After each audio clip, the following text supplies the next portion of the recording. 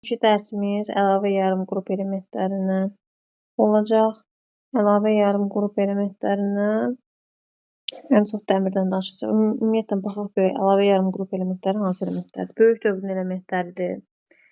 Əlavə yarım qrup elementləri. Bunları kesit elementlər də deyirlər. Xarici energetik səviyyəsində bunların 1 və ya 2 elektron olur. Daxili energetik səviyyələr DF yarım səviyyələrlə qismən dolmuş olur. Yəni, əsas xaricdəki 4S-dir, daxildəki 3D-yə başlayır dolmağa D elementlərində. F-də də F yarım səviyyəsində olur. F yarım səviyyəsinin dolmağı da sonraki dövrlərdən başladığına görə xaricində elə 1-2 elektron götürür.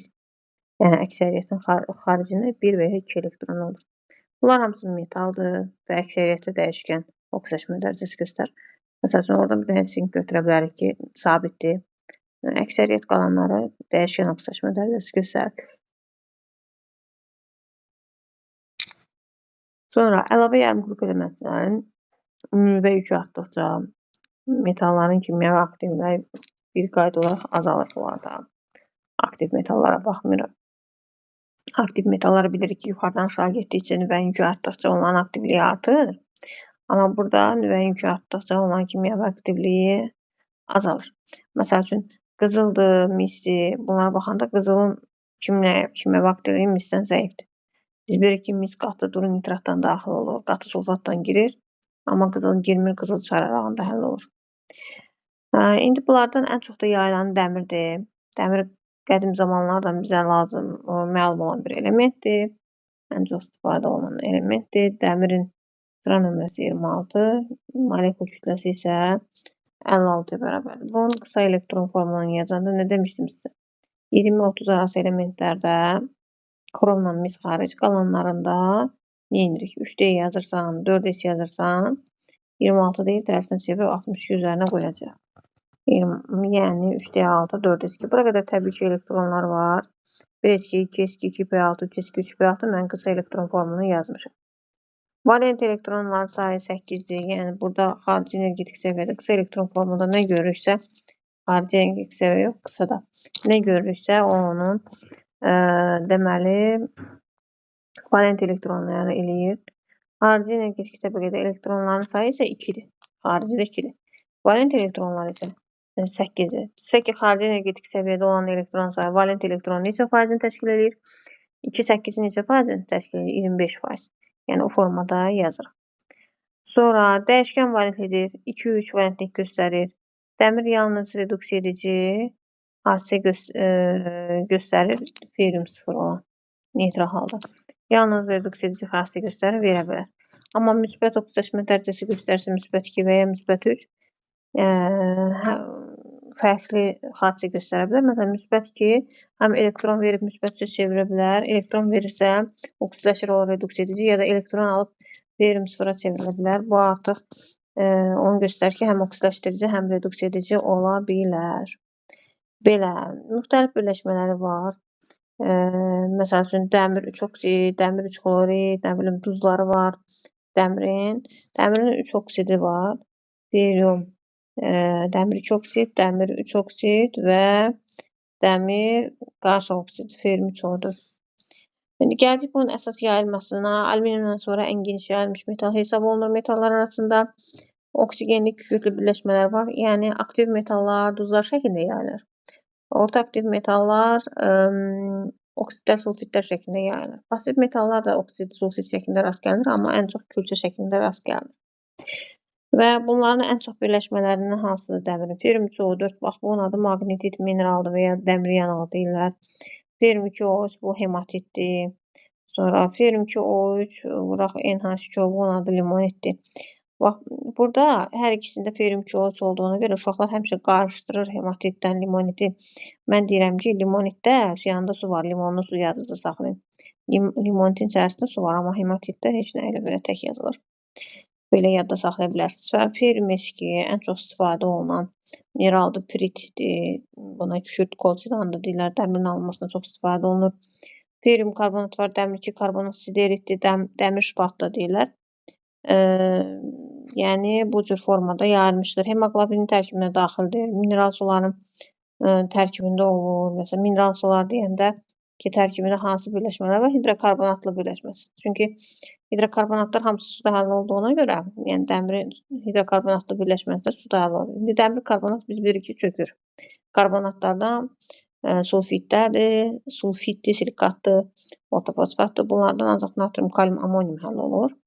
Yəni karbonatın özü olsaydı çökmüş formada olacaqdı. Təbii ki, bu hidrokarbonat şəklində yazmaq lazımdır ki, hidrokarbonatları mineral suların tərkibində var. Parlaq gümüşü ağ rəngli olan plastik metaldır. Baxmayaraq ki, biz onu qəhvəyi rəngdə görürük.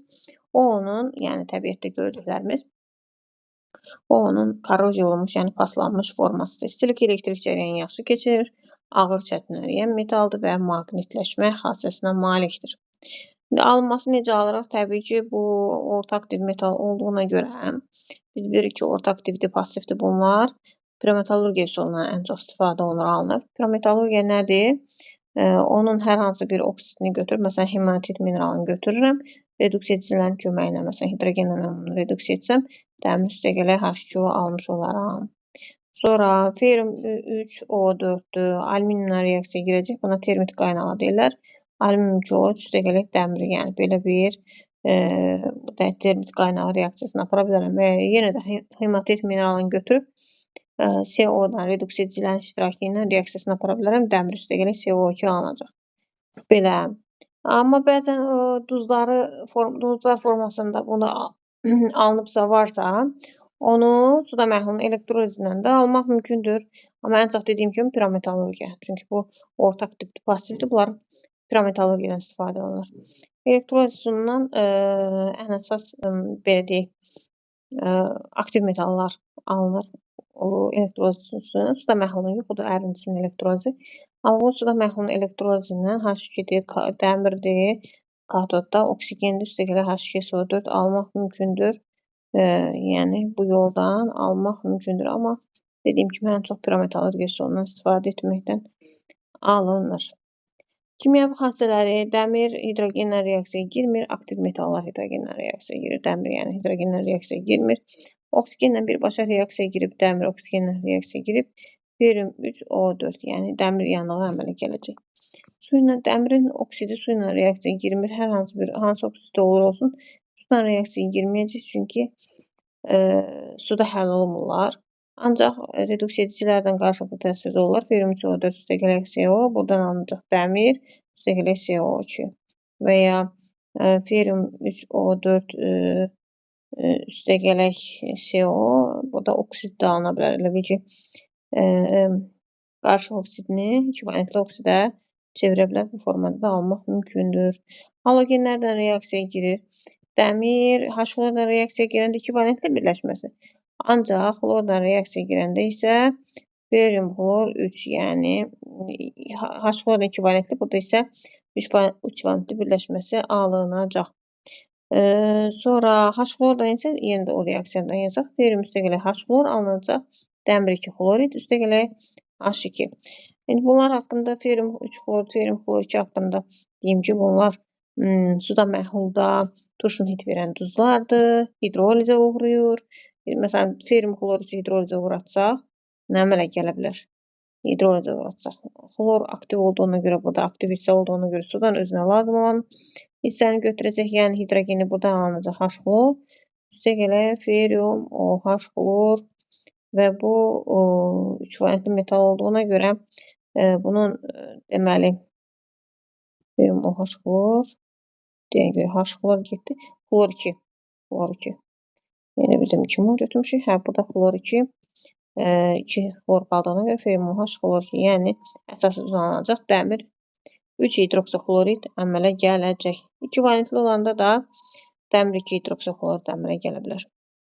Sonra dəmir qatı sulfat turşusu ilə adi şəraitdə reaksiyaya girmir, passivləşdirir onu. Ancaq qızdırıldıqda reaksiyaya girir. Duru sulfat turşusu ilə adi şəraitdə də girir. Berium üstəgələk H2SO4 reaksiyaya girəcək. Berium SO4 üstəgələk H2 çıxmasına gedəcək duru sulfatdan. Duru. Amma qatı sulfat olsa, qatı, bu zaman dəmir 3 sulfat üstəgələ H2O əmələ gələcək. Sonra dəmirin bu sulfatlı duzları da hidroliza uğraya bilir. Bir dənə də birinə bu dəfə 2 valentli nümunə yazaq. Burada HOH kimi göstərirəm. Hidrolizi rahat göstərmək üçün. Sulfat qüvvətli hissədir. Suyun içərisindən özünə lazım olan hidrogeni götürəcək. Sulfat turşu əmələ gələcək. Eyni zamanda ferium OH SO4. Və burada valentliyi özümüz təyin edirik. Dəmirin 2 valentlidir. 2 OH olmalıdır. Amma biri var, biri yoxdur. Ona görə valenti 1-dir. SO4-ün isə 2 hidrogeni yoxdur. Valenti 2-dir və bunun mötərizəli aşağısına 2 yazacağıq. Dəmir 2 hidroksisulfat əmələ gələcək. Nitrat turşusu ilə da qatı nitrat turşusu, qatı sulfat turşusunda olduğu kimi adi şəraitdə passivləşdirilir. Ancaq qızdırıldıqda reaksiyaya girir. Həm duru nitrat, həm qatı nitratdan 3 valentli birləşməsi əmələ gəlir. Bax, dəmirin bu hissəsini yadımıza saxlayaq ki, duru sulfatdan 2 valentli, qatı sulfatdan 3 valentli birləşməsi əmələ gəlir. Amma dəmir, qatı və duru hər iki nitrat turşusundan hər ikisindən də 3 valentli birləşməsi əmələ gələcək. H-xlordan 2 valentli, xlor birbaşa xlordan reaksiyasında 3 valentli birləşməsi əmələ gələcək. Yəni, burada yazıram dəmir, üstəgələ HNO3, qatı sulfat turşusundan reaksiyasından dəmir 3 nitrat, üstəgələ NO, üstəgələ H2O əmələ gələcək. Və qatısı da eynidir, durusu da eynidir. Sadəcə durusunda fərqi nədir? Buradan əmələ gələn oksid fərqli olacaq ki, burada azot bir oksid əmələ gələcək. Diazot monoksid əmələ gələcək. Sonra dəmir rütubətli havada suyu, oksigeni özünə doğru çəkərək dəmir 3 hidroksid əmələ gətirəcək. Nəmli havada paslanma baş verir. Sonra dəmirin oksidlərindən deyək, dəmir 2 oksid var, dəmir 3 oksid var, qarşı oksidi var. Dəmir 2 oksid, H-xlordan reaksiyada turşulardan əsas oksid olduğuna görə turşulardan reaksiya girəcək. Berium xlor 2 üstəgələ H2O əmələ gələcək. Turşulardan və turşu oksidlərindən reaksiya daxil olur. Nitrat turşusundan məsəl üçün reaksiya girsə, o zaman dəmir 2 oksiddə dəmirin 2 valentliyi dəyişir 3 valentli olacaq. Çünki nitrat turşusu onu yuxarı oksidaşma dərəcəsinə qədər aparır. Dəmir 2 oksidə uyğun əsas, dəmir 2 hidroksiddir. Suda həll olmayan əsasdır. Get-gedə yaşıllaşan, qonurlaşan yaşılımtıl rəngdədir. Sonra qələvi metalların və qələvi torpaq metalların hidroksidlərindən başqa qalan hidroksidlər hamısı parçalanır. Dəmir 2 oksidi su əmələ gətirir. Sonra dəmir, dəmirin 2 hidroksid necə əmələ gəlir ona baxaq. Dəmirin həll olan bir duzunu götürürük. Yəni, həll olmayan hər hansı bir əsas əmələ gətirmək üçün. Onların qələvlərlə reaksiyası bu zaman dəmir 2 hidroksid üstəgələ natri xlor əmələ gələcək. Bu belə. Sonra dəmir 3 oksid. Dəmir 3 oksiddə dəmir 3 hidroksidin parçalanmasına əmələ gəlir. Dəmir 3 oksid amfoter xassəlidir. Həm turşularla, həm qələvlərlə reaksiya daxil olur. Məsəl üçün, yazıram ferium 2O3 üstəgələ H-xlor. Bu zaman əmələ gələcək ferium xlor 3 üstəgələ H2O. Və ya mən bunu alüminium kimi, ferium 2O3, alüminium kimi natrum halsdan reaksiyasına aparsam, bu zaman bu zaman natrium, ferium O3 üstəgələ H2O əmələ gələcək. Bunu necə təyin edirik valentini? 2 vuraq 2, 4, 4-dən də 1 çıxıram, 3, deməli 3 valentlidir. Burada da dəmir 3 valentli olacaq. Yəni, zəif amfoter xassəli olan birləşmədir. Dəmir 3 oksid qırmızı qonur rəngdədir. Ferium 2O3, bax yazıram. Qırmızı qonur. Ferium, dəmir 2 oksid isə qara rəngdədir. Qara, toz şəklindədir. Buna uyğun əsas dəmir 2 hidroksid qonurlaşan yaşılımtıl. Amma dəmir 3 oksid qırmızı qonur rəngdə, elə qonur rəngdə olacaq. Əsaslıq qabiliyyəti dəmir 3 hidroksid zəif amfoter xassəlidir. Dəmir 2 hidroksidin əsaslıq qabiliyyəti dəmir 3 hidroksiddən çox olacaq. Çünki dəmir 3 hidroksid amfoter xassəlidir axı. Bir dənə də bunun oksidi var. Qarşı oksid ferium 2O4. Qarşı oksid 2 oksidin qarşığıdır. Dəmir 2 oksiddən dəmir 3 oksidin qarşığı olacaq. Bu dəmirin bu qarşı oksidinin reaksiyalarından danışmaq istəyirəm ki, qatı sulfat turşusundan reaksiyasından və duru sulfat turşusundan reaksiyasından nələr alınacaq? Qatı sulfat turşusundan reaksiyasından qızdırıqda daxil olur reaksiya, dəmir 2 sulfat, dəmir 3 sulfat, sonra bir də deməli nə yazdım bura 2, bura 3. Bura alıram, tərsinə yazdıq. Bura 2, bura 3. Yəni dəmir 3 sulfat və su. Bax bu duru sulfatdan. Duru. Qatı sulfatda isə bu qarışıq oksid qatı sulfatdan reaksiyaya daxil olanda biraz qatı duru məsələsi yadda qalmalıdır. Bu zaman alınacaq ancaq dəmir 3 sulfat, SO2, üstəgələ H2O. Deməli, duru olanda 2 dənə duz alınır. Həm dəmir 2 sulfat, həm dəmir 3 sulfat. Qatı olanda isə dəmir 3 sulfat alınacaq, SO2, H2O.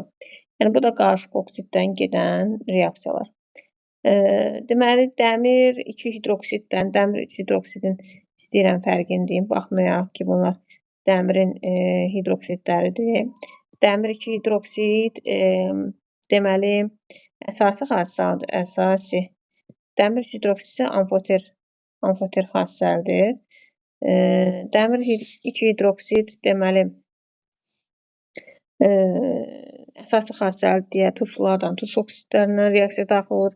Dəmir 3 hidroksid isə dəmir 3 oksid kimi həm turşulardan, həm qələbələrdən reaksiya daxil ola bilər, çünki amfoter xassəlidir.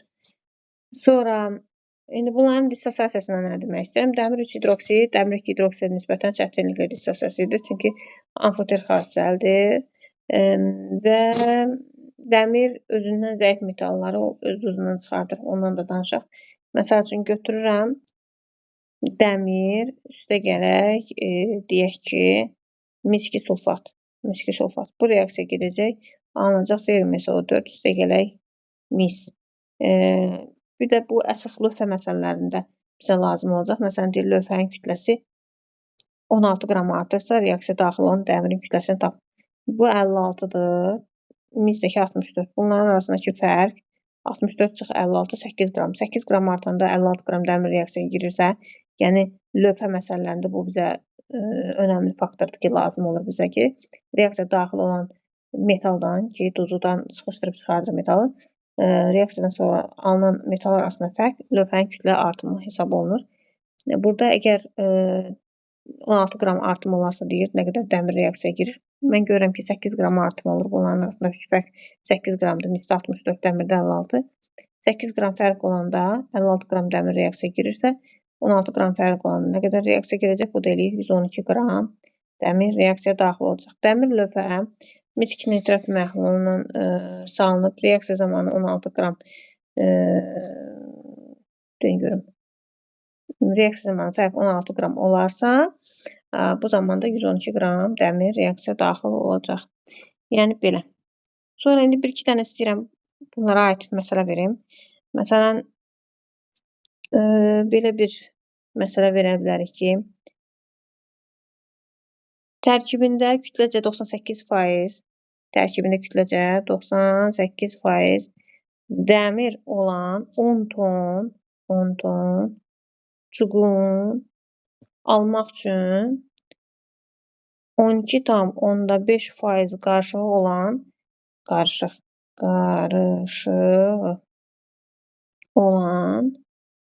hematit mineralından neçə ton lazımdır? Yenə təkrar edirəm. Tərkibində kütləcə 98% dəmir olan 10 ton çubuğun almaq üçün 12,5% qarışıq olan hematit mineralından neçə ton lazımdır? Deməli, 10 ton çubuğun almaq istəyirəm. Onun da içərisində, həmin bu 10 ton çubuğun içərisində 98% dəmir olmalıdır. Deməli, onun 98%-ni tapım ki, bunun içərisində nə qədər dəmir var da, onu müəyyənləşdirim. Bu alədə 9,8. Və hematit mineralı da Fe22 şəklində yayılmışdır. Yəni, formulu bu cürdür. Hematit mineralının içərisində 2 mol dəmir yerləşib. Və ferum ki, o üçün kütləsi 160-dır. Dəmir də kütləsi 56-dır. 56 vuraq ki, 112. Və hematit mineralından alınan dəmir olmalıdır da çubuğun içərisində. 112 qram dəmir almaq üçün 160 qram hematit lazımdırsa, 9,8 dəmir almaq üçün nə qədər mineral lazımdır? Buradan da tapacağım. İxtisar eləsəm, dəqiqə. Buradan da alacağım. X bərabərdir 14 qram.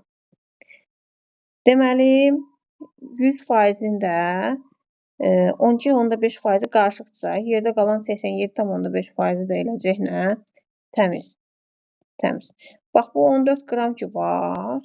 14 qram ki var. Bu 87,5%-dir. 87,5%-dir. Məndən nə istəyir? Qarışıq hematit mineralından neçə ton lazımdır?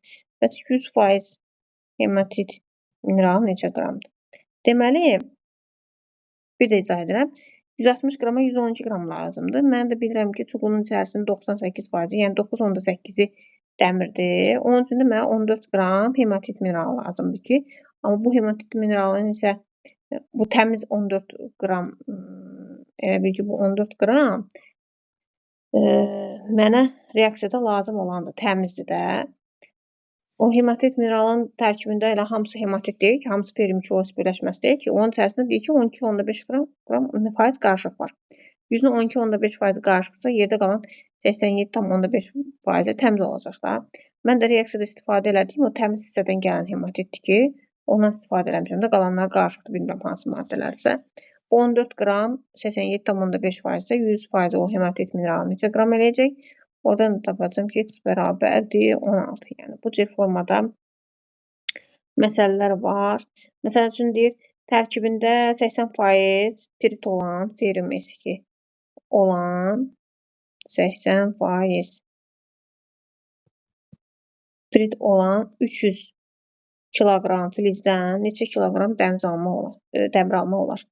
Bu zaman mən ferum S2-ni yazıram. Ondan nə almalıyım? Dəmir almalıyım. Bu reaksiyanı aparmağa ehtiyac yoxdur, uzun uzadı. Sadəcə bizə lazım olan metalları bərabərləşdirsək kifayətdir. Bu 300-ün 80%, 300 kiloqram filizdən neçə kiloqram dəmir almaq olar? 300-ün 80%-i piritdir də, yerdə qalan qarışıqdır. Mən birinci 300-ün 80%-ini tapıram. 300 vuraq 0,8, buradan alıram 240. 120 qramdan 56 qram dəmir ala bilərəmsə, 240-dan nə qədər ala bilərəm? Bu da eləyəcək 112. 112. Bir də ki, praktiki 112 qram alınır. Əgər bizə praktiki çıxım verilərsə, məsəl üçün, desək ki, praktiki çıxım 90%-dir. Burada praktiki çıxım 90%-dir. Onda yazıram, praktiki çıxımın düsturundan 90% bərabərdir. 90% bərabərdir. M praktik bölək M nəzərdə. Y bölək 112, vuraq 100. Buradan da Y-i həll edib tapacağım. Sayılarımı edib, Y-i həll edib tapacağım. 112 vuraq 0,9 olacaq da.